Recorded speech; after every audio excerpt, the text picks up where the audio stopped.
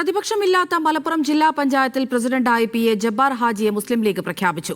അന്തരിച്ച മുൻ ജില്ലാ പഞ്ചായത്ത് പ്രസിഡന്റും ദലിത് ലീഗ് നേതാവുമായിരുന്ന എ.പി. ഉണ്ണികൃഷ്ണന്റെ മകൾ എ.പി. സ്മിജി വൈസ് പ്രസിഡന്റാകും. പാലാ നഗരസഭയിൽ ഭരണമാർക്കെന്ന് ഇന്ന് വൈകിട്ട് അറിയാം. കാസർഗോഡ് നഗരസഭയിൽ വൈസ് ചെയർമാൻ സ്ഥാനത്തിന് അവകാശമുന്നയിച്ച് കോൺഗ്രസ് രംഗത്ത്. അരീക്കോട് ഡിവിഷനിൽ നിന്ന് വിജയിച്ച ജബ്ബാർ ഹാജി മുസ്ലിം ലീഗ് സംസ്ഥാന പ്രവർത്തക സമിതി അംഗമാണ്. നേരത്തെ കൊണ്ടോട്ടി ബ്ലോക്ക് പഞ്ചായത്ത് പ്രസിഡന്റായിരുന്നു. സാദിഖ് അലി തങ്ങളുടെയും മുസ്ലിം ലീഗ് നേതൃത്വത്തിന്റെയും പ്രത്യേക താൽപര്യപ്രകാരമാണ് എ.പി. ഉണ്ണികൃഷ്ണൻ മകൾ അഡ്വക്കേറ്റ് എ.പി. സ്മിജിയെ വൈസ് പ്രസിഡന്റായി പ്രഖ്യാപിച്ചത്. പാലാ നഗരസഭയിൽ ഭരണം ആർക്കെന്ന് ഇന്നറിയാം.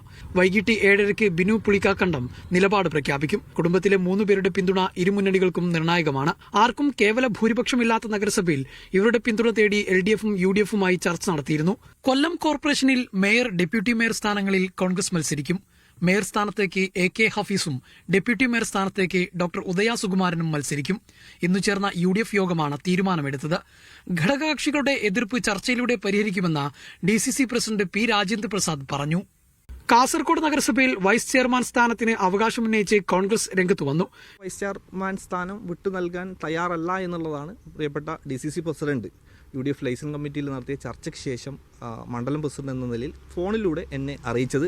ഇന്ന കാരണമെന്ന് അദ്ദേഹം വ്യക്തമാക്കിയിട്ടില്ല. എന്നാലും പൂർണ്ണമായും കോൺഗ്രസ് പാർട്ടിക്ക് കാസർഗോഡിൻ്റെ ഒരു സാമൂഹിക പശ്ചാത്തലവും കൂടി കണക്കിലെടുക്കുമ്പോൾ എല്ലാ അർത്ഥത്തിലും ഈ വൈസ് ചെയർമാൻ സ്ഥാനത്തിന് അർഹതയുണ്ട്. സാമുദായിക സന്തുലിതാവസ്ഥ ഉറപ്പാക്കുക എന്ന യു.ഡി.എഫ് പ്രഖ്യാപിത നയം കാസർഗോഡും സ്വീകരിക്കണമെന്ന് കോൺഗ്രസ് മണ്ഡലം കമ്മിറ്റി ആവശ്യപ്പെട്ടു. വിവിധ ബ്യൂറോകൾക്കൊപ്പം മീഡിയ 1 മലപ്പുറം.